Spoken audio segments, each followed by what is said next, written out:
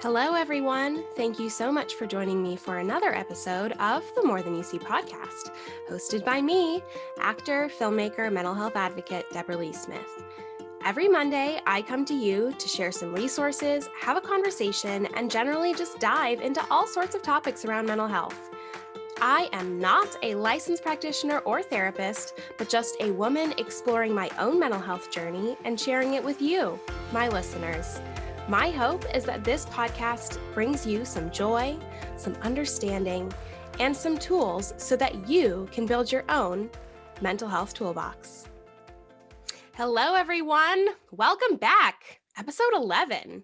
I am so excited to be talking today about hormones and brain chemistry, and I'm especially excited because I have a voice message from a very special guest who is actually going to be talking about medication and how it has impacted her life, because I am not on any sort of medication for depression or anxiety or OCD or anything like that. I have many friends who have been on this before. I have family members who I have witnessed the change in their quality of life and their perspective on things, and so many things like that because of regulating those brain chemicals. But as I said, I do not have a personal experience with this. And so I felt that it was really, really extra important for me to bring in an outside voice that could actually speak to this. And I hope that this will resonate with you, and maybe it will open up a new avenue for your own mental health, because that is what I hope that this episode and all of the episodes will do for you. Now, in the meantime, I want to remind you once again to please subscribe and share and all of those things. If this is the first time that you're joining our podcast, welcome. And I just want to explain that this is actually the fourth episode in a 4-part series in which I have been exploring different aspects of mental health. I think that it's really important to have a holistic approach to our mental health and to look at a lot of different things that affect how we relate to the world, how we relate to others, and how that affects us as people. And if you want to go check out the previous episodes, I strongly recommend it. We discussed your environment, and that is both your social as well as your physical environment. We discussed your spirituality and how being part of a community is so important, and what the rise of capitalism and the culture that we have now, how that has kind of detracted from spirituality and how that can be so damaging, and the importance of really getting back to a community, why that's so important. And then last week, I discussed the physiology and how that impacts our mental health. And what physiology is basically how we relate to the world when we are confronted with things, when we are confronted in times of disease or in times of health, and how we react to things are very much dependent upon our family members, our childhood, potentially our DNA, because there is things in our DNA that inform how we react to certain situations. So we really dove into that last week. And today we are going to talk about brain chemistry. Now, obviously, I am not a scientist. I know very, very little about the brain, except for what I have learned through podcasts, through books, just through my own knowledge mining. And at a very basic level, our brains operate, and what they are so individual. How my brain operates is completely different from how yours operates. And part of that does have to do with all of those other 3 elements of our mental health. Like how our environment will affect how our brain is currently feeling and how it's going to currently react to things. But at the most basic level, kind of stripping out everything else, just at its core, every single person's brain is different. And that relates to our hormone levels, our brain chemistry. And that is really important because, again, how we react in periods of stress or anxiety or depression, how we react is 100% dependent on your brain chemistry at its base level. Like whatever your foundation is, that affects the rest of the house that you build on that foundation. And so I think that this is the element of mental health that people kind of look at first. And they also kind of think that this is the only aspect of mental health that is important to be looked at. And I am a huge proponent of medication when it is needed and necessary. But I think one of the problems in mental health in general around the world is that often we only look at this brain chemistry element and we don't look at all of the other things. And so we kind of go, okay, we've got a chemical imbalance in the brain, which diagnoses you as bipolar, as clinically anxious. There's actual elements of our brain and our brain chemistry that will slot you into different diagnoses. And I think that it is so important to have that knowledge about what your brain is doing, but also look at those other three elements that we've discussed on these past weeks. But again, today's episode is about that diagnosis, basically, and how sometimes you can look at all of those other three elements of mental health and things still aren't working. It's still hard to get out of bed. You're still struggling with anxiety or depression or, whatever. And in those instances, it's so important to also look at this brain chemistry element, at these chemicals, and to not be afraid and not feel that there is a stigma or that there is something wrong, because there's not. Again, it is just your brain foundation and, who you are as a person. Okay, we are going to listen to a voice message from a very dear friend of mine, Helena Santos Levy. She goes into her whole story, so I'm not really going to give any intro, but I think that it will really kind of succinctly explain what I am trying to get at. Hey, Deb, thank you so much for inviting me to be a part of this podcast. For everybody listening, my name is Helena Santos. Deb is a dear friend of mine, so I'm very honored to be a part of today's episode.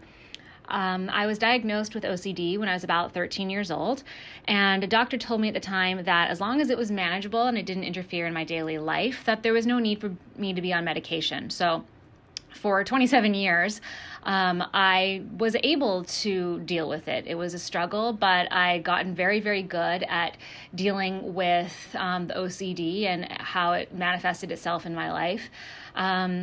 But, at the top of this year, with everything going on in the world, the pandemic, just life in general, I started to wonder what it would be like if I didn't have this crazy heavy albatross around my neck all the time, and something that I was carrying with me on a daily basis that was interfering with sometimes just daily tasks. So I talked to my doctor, and she asked me specific questions about, why I thought now was a good time, and had I tried other things like therapy, which obviously I have, and it had been many years of therapy, which has been fantastic, but I still felt like I wanted to see if there was an easier way that I could live life on a daily basis.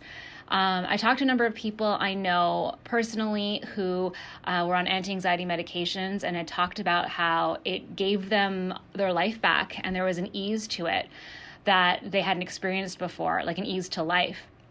So the doctor asked me a number of questions, which is sort of a formulaic question and answer thing that they have to go through to determine what it is that you're personally dealing with. And then from that, she found, she decided which medication would be best for me to try. And she put me on a very low dose of an anti-anxiety medication that, is primarily used for OCD. And at first I was really nervous about it, because as an actor, I was scared that it would somehow change who I was on a daily basis, that it would change how I am as a feeling, emotive person, which is so important because I am an actor. But like a girlfriend of mine said, who's also an actor, she said, it didn't change anything about who she was. It just made things simpler. it made less fog to wade through and less of a heaviness. And I have found that definitely to be true. It's been 2 months now. I'm on a very low dose, and it has really changed things for me for the better. And the decision to go on medication for everybody is very personal. It's different for everyone. It can take some time to find the right medication if it's something that you do decide to do.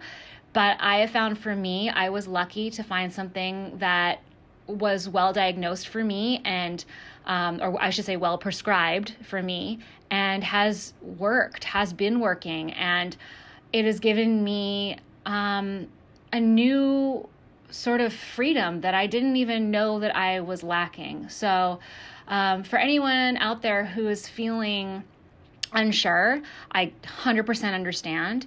But just know that if it's a journey you decide to go on, it can definitely be worth it, and it can definitely change things. And, my journey with this is, it's been a long, long haul. And all of the things that I've gone through have made me obviously into the person I am today. And I don't think I would change it, but I am glad that I made the decision when I did. And it has opened up a whole new world of ease and lightness, I should say. So thanks, Deb, for having this great podcast, and sending lots of love to you and everyone else out there who's dealing with any sort of mental health things that they, don't really know where else to go to. I feel like this podcast is opening up a really fantastic conversation. So thank you very much, Deb. Yay! Thank you so much, Helena, for being such a huge fan of this podcast, for championing me so much. That is a hard word. And for just being so vulnerable and open about your story. I think that it really touched me, and I hope that it will impact other people as well. To wrap up, I just want to look at this in one more way. There was an interview that I heard with an actor the other day, and they were talking about how they had just gone on medicine for depression and for anxiety. And they were talking about the types of medicine and how it was impacting them and whatever. But they had an imagery that they use that I think is so incredibly helpful. What they said was basically that they felt like they had been stumbling in the dark. They were meditating, they weren't drinking, they were eating healthy, they were doing everything that they could in order to, address those other 3 elements of mental health. And yet they were still in the dark. And they felt like the medication has finally switched the lights on and allowed them to kind of climb a chair in their brain and go, okay, now I can actually see what the problem is. Before it was like, it was just dark fog and they couldn't actually see what they needed to address. But that medication allowed them to switch on their brain, allowed them to kind of see things clearly. And now they're able to actually process the things that they need to process. I thought that was such incredible imagery and such an important way to look at things. And if you feel like this resonates with you, I strongly encourage you to talk to a therapist, to talk to someone who can help you get the help that you need. And I also want to clarify the fact that when you do get help from a medical doctor and they prescribe you medication, they're very careful about it. There is checks and balances to ensure that what you are doing is going to help you. But you still need to be your own advocate. I am such a huge proponent of advocating for yourself and your own mental health. And this is so key in every single aspect of our mental health, but especially in this. So if you are on medication and it's not making you feel correctly, definitely, give it some time, follow your doctor's orders, but speak up if it isn't reacting to you correctly. Because again, our brains are all different. We are all unique. And that is most clear in this aspect of mental health. I want to say thank you again to Helena for calling in. I'm going to give a call out to anyone. If you have a personal story that you want to share, if you have a question that you want me to address on a future episode, please feel free to reach out to me. I always love getting suggestions and comments from you all. It just makes me feel like I am giving back to the community, and this podcast is for you. It is not just for me, it is for you as well. And I love when people are participatory. Just a little heads up, next week is actually going to be the last episode in this little season. So it's going to be episode 12. We are going to be talking about how we can process the fact that the world is opening up, and holy smokes, that's a little bit scary in a lot of different ways. So I'm going to be talking about some tools that we can use in order to process the opening up. And then we're going to go on a very short hiatus because I have some really exciting new parts of this podcast that I'm going to be introducing. The first episode of this new format is going to be May 3rd, which is the start of Mental Health Month, which is May. Again, this podcast is for you. If you have a suggestion, if you have a comment, please share it with me. I hope that this episode resonated with you, and I am really proud of anyone who is continuing to take care of their mental health in these times. It can be difficult, but you prioritizing it is the best thing that you can possibly do for yourself right now. I want to give you a reminder to be kind to yourself, to give yourself grace and self-love, to remember that everyone around you is unique and also more than you see. Thank you so much for listening. I will see you next week.